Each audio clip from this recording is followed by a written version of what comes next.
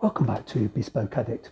I've been going through my sort of donor skins. I've got bags full of bits of crocodile skin and just, I always save them. I buy bags that are either too damaged to be repaired or maybe something that's a nice skin like this that's pretty badly made or pretty tasteless. And I dismantle them and I keep the spare skin.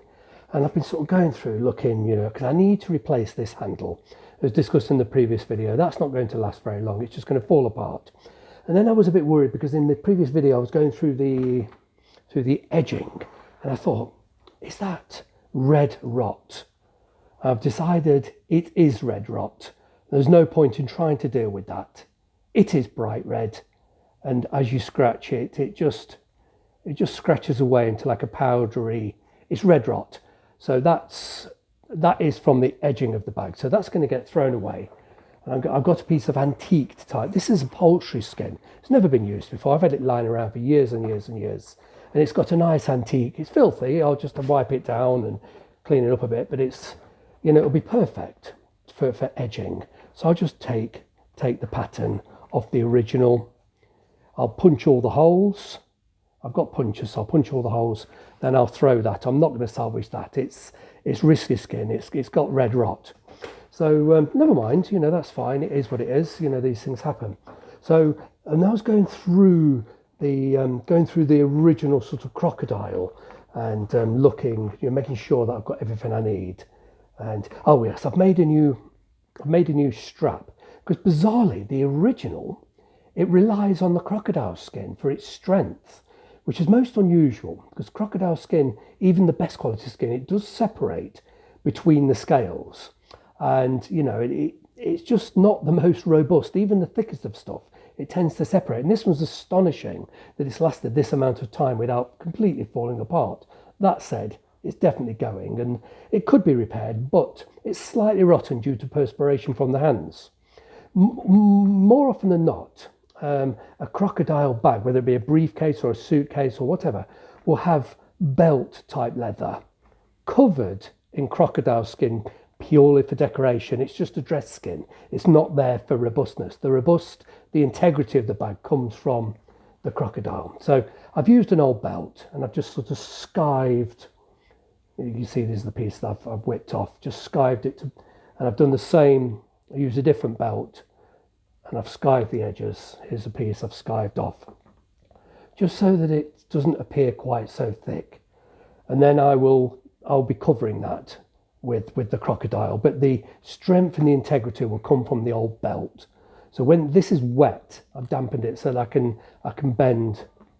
Where's one of the loops? Got quite a lot of stuff here. Here we go. Here's one of the originals, and there's one. So it doesn't have any sort of strengthening. When I replace it, it'll be much stronger, and it will have belt leather going through the loops. It will then be covered in crocodile, but it'll be discreet, and it'll be much stronger. And I've been going through everything.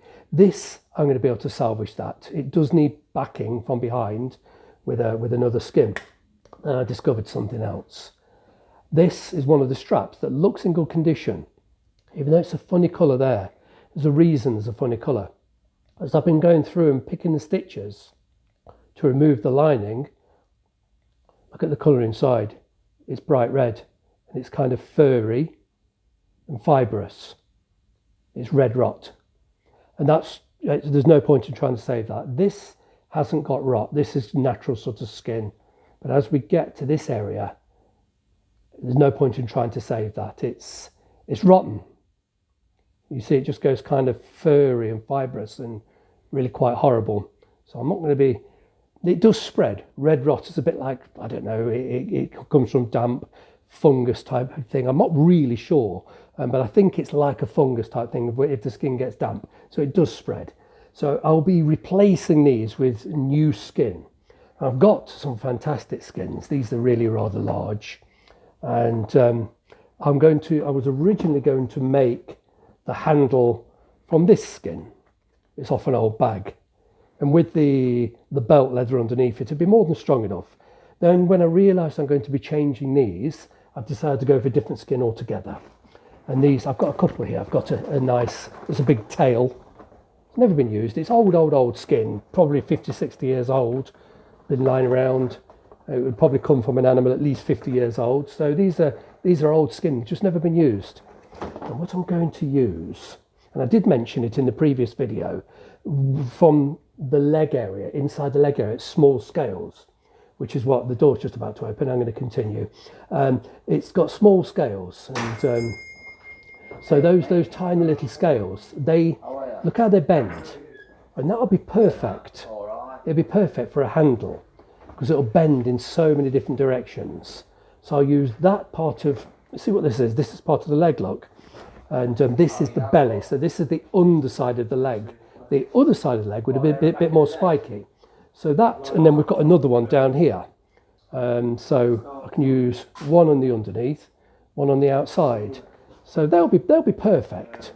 And then I need to find another bit of skin to replace that rotten bit I showed you. I'm getting a bit sort of lost with what I've got here anyway. But I wanted to find the, here it is, I've got it. So I need to find possibly a bit from down here that would make a decent replacement strap. You can see the skin matches reasonably well. By the time these have both been stripped with alcohol and recoloured and moisturised, the new skin will match quite well. So I just thought I'd show you that. I was going to make another film in the morning, but I decided to do it now, mainly because of that red rot. I think that's the only bit of red rot on the whole bag, but it's critical. I've got to get these bits out, thrown away. I won't be saving that. I'll probably save the top half. You can see clearly where it finishes. There's a difference in colour. So I'll just trim it across the pale bit and I can save that. But I need to dump this. I need to get that out of my collection because I've got bags and bags full of crocodile skins that I use purely for salvage.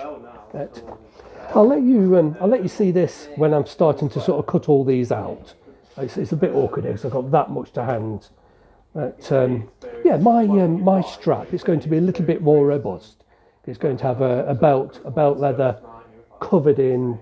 Where's my skin? It'll be covered in this. And because it's so small, because the scales are so small, we won't have a problem with getting the scales to flex. If you choose an area of skin, let's look at this, look. See how enormous the scales are. You just get literally a few, it's a waste of good skin, quite frankly. And this is more likely to crack being used as a handle. The scales are simply too big. So yeah, those pieces of the leg, the inner leg is this part of the leg, not the outer. They're perfect for the use of a handle.